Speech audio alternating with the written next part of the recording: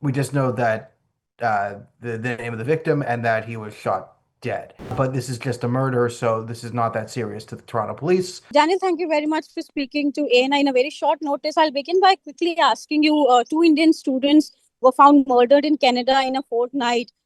What do you know about the matter? What is the Canadian police doing about it? The consulate has expressed anguish over it. What have you learned about this matter so far?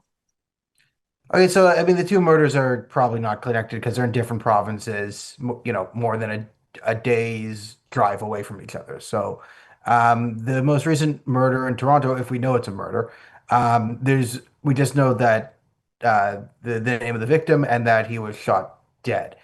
We don't know why, who, what, when, how. So, to this most recent murder, the public knows next to nothing about it other than there is a murder. So if you're wondering what the police are doing, I mean, they're probably looking into it, but this is Canadian police. So I expect extreme incompetence. And if this was a mean comment online about, a government official that was not white, the person might be in jail for 50 years. But this is just a murder, so this is not that serious to the Toronto police. They will fumble it, and if they don't manage to fumble it and they find the person responsible, they would be put in jail for maybe a maximum of 3 years before being let out to rampage the streets again. So that's what the police is up to. Mhm. Daniel, how does it, this incident has also raised concerns about safety of Indian students in Canada, because we have seen some incidents in the past as well. What is your comment on that? And also, there was a report that an Indian man died of suspected cardiac arrest after waiting for more than 8 hours. He was waiting for a treatment in hospital. So what does these things tell you about the situations of Indian nationals in Canada?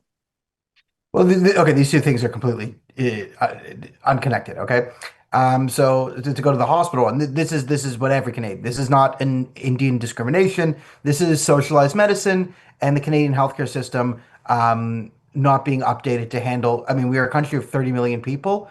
At the beginning of Trudeau, we're now a country of 40 million people, mostly through direct migration. Which say what you will about that, but one of the things we should have done is if we had hospital services that were still failing and understaffed and underworked at 30 million, we should have increased capacity. We did not increase capacity in the medical field. The only people we added into the medical field in the last 10 years are bureaucrats to pretend we're adding more medical fields. So we've just made the problem even worse by swamping a giant bureaucracy onto a mass problem. So that's why people are dying in hospitals. And that's not now. Now, to the safety of Indian students in general, I don't think the problem with Canada is that it's unsafe as of yet, unless you like get into, gang warfare, which is another problem brought up by some migration problems. But in terms of safety, Canada's still a relatively safe country.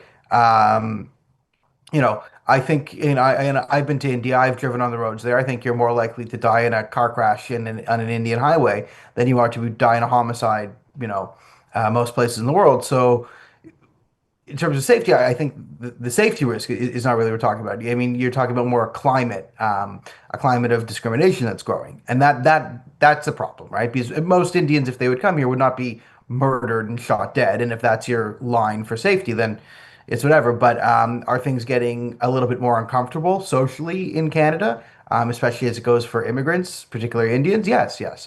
There's a rising culture of, yeah, anti-Indian sentiment being pushed by a lot of different factors. Some of them you're familiar with in India, but yeah, I don't think safety is the big problem we're talking about. Although this is Canada and it is less safe than it was 20 years ago when it was an incredibly safe country.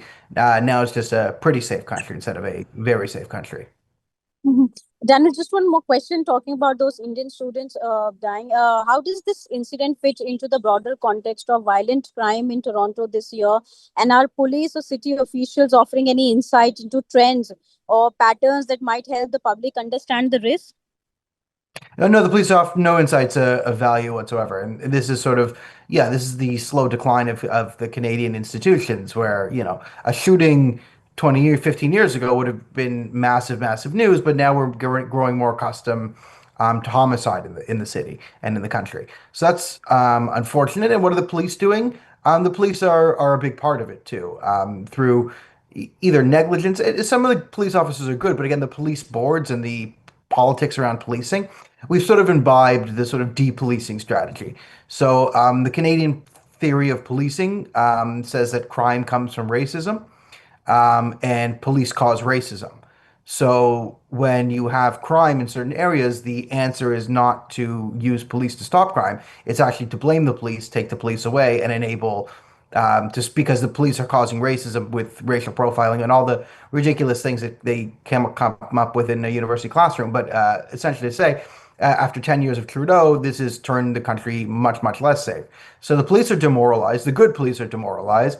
The bad police have been moved to positions of power, and they're ideologically captured by nonsense theories. So what are the theories they're putting out towards the public? Probably something along the lines of racism causes violence. So let's reduce racism with some sort of HR sensitivity training at a government workplace. And if you say, is that going to reduce crime in Canada?